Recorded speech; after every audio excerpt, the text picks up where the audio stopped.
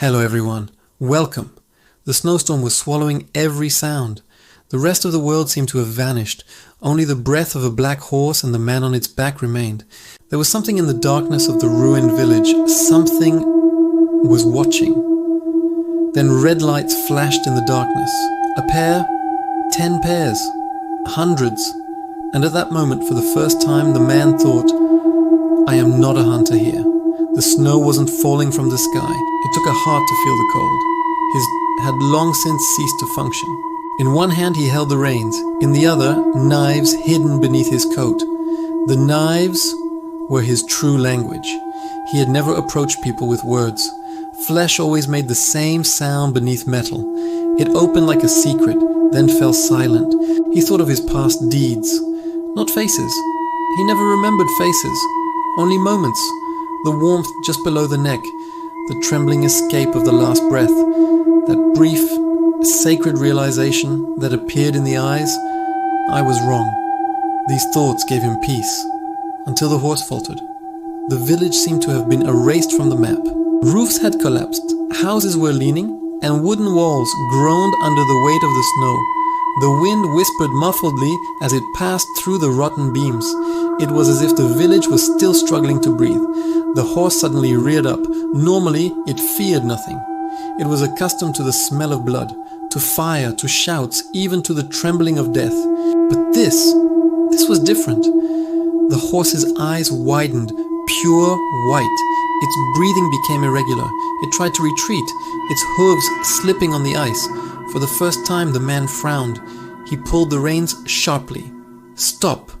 The horse neighed defiantly. And then the silence intensified. The snowstorm was still there, but something was missing.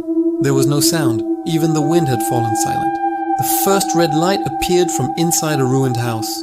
Then another. Then dozens more. The darkness filled with eyes. From beneath the houses, through the cracks, through the snow, hundreds of pairs of red eyes. Their bodies seemed non-existent. Shadows, but darker than shadows. Beings that absorbed light, like voids. Their edges trembled. Their reality seemed uncertain. The air changed. The smell of ozone spread. The metallic smell just before lightning. Beneath it, the scent of rotting flesh and damp earth mingled. The man breathed slowly for the first time. His heart was still calm, but his instinct was screaming. The shadows moved. They didn't run. They didn't crawl. They slid. One reached for the horse's neck. Where it touched, the snow melted. The horse let out a deafening scream and collapsed to the side. The man leaped reflexively. His knife was in his hand the moment he hit the ground. He swung it at the first thing. The metal pierced the shadow. For a moment, nothing happened.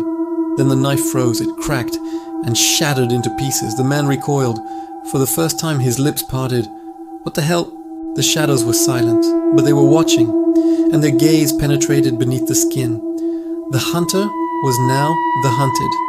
The man retreated, moving between the collapsing buildings. The wooden floors gave way under his feet, and the snow reached his knees with every step.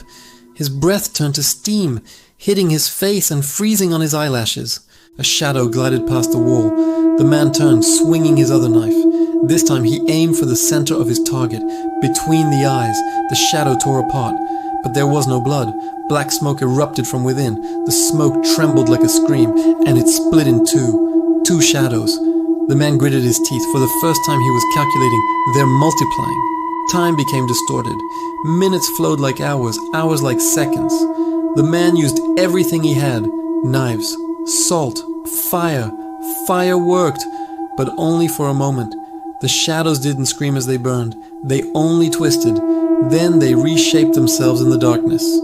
With each attack they had come a little closer. With every glance something seeped into the man's mind. Memories. The last seconds of his victims. But this time, from their perspective. He stumbled to his knees. He no longer had a knife in his hands. His fingers were numb. His breathing was irregular. Shadows formed a circle around him. The one at the front was different from the others. Its eyes were brighter, deeper. It took a step forward and spoke, but not with a voice. The words formed directly inside the man's head. Now it's your turn. For the very first time, the man trembled. The snowstorm subsided towards morning. The village was once again shrouded in silence. The next day, passers-by found something on the edge of the village. A man kneeling, frozen solid. His eyes were wide open, and on his face, there was fear, real fear. Thanks for watching. If you enjoyed this story, don't forget to like, subscribe, and hit that notification bell for more. See you next time.